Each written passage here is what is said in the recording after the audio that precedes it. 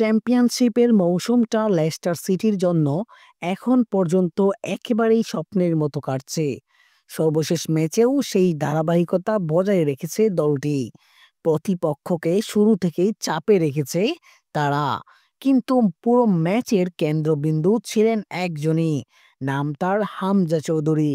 Defensive midfielder হিসেবে তিনি শুধু পেছনের দেয়াল রক্ষা করেননি, বরং বলের দখল রেখে আক্রমণ সাজানোর কাজটাও করেছেন অসাধারণভাবে। প্রথমার্ধেই দেখা যায় তার দৃঢ়তা।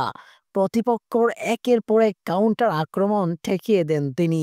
মাটিতে গড়িয়ে পড়তে হয়েছে তাকে, কিন্তু প্রতিবার তিনি উঠে দাঁড়িয়ে নতুন করে লড়াই করে গেছেন। স্টেডিয়ামের গ্যালারির সমর্থকদের মুখে তখন একটাই নাম, হামজা, হামজা। দ্বিতীয়ার্ধে খেলা যখন আরো জমে ওঠে, প্রতিপক্ষর চাপে একসময় যখন লেস্টারের রক্ষণ কিছুটা দুলছিল, তখনই সামনে এগিয়ে আসেন হামজা। নিখুঁত ট্যাকল আর দারুণ ইন্টারসেপশন আর বল কন্ট্রোল করে তিনি একাই বদলে দেন ম্যাচের গতি।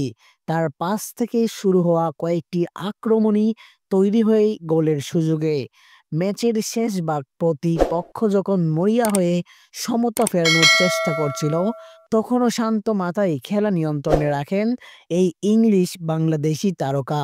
পুরো মাঠ যেন তার চারপাশে ঘুরছিল। শেষ বাঁশি বাজতেই লেস্টার সিটির জয় নিশ্চিত হয়। সতীর্থরা যেমন উল্লাসে মেতে ওঠে, তেমনি দর্শকরা দাঁড়িয়ে করতালি দেন বিশেষ একজনকে। তার নাম হামজা চৌধুরী। হামজা চৌধুরী বাংলাদেশের এক ফুটবলার, যার অভিষেক হয়েছে অল্প কিছুদিন আগেই বাংলাদেশের হয়ে ইতিমধ্যে ২-৩টি ম্যাচও খেলেছেন তিনি।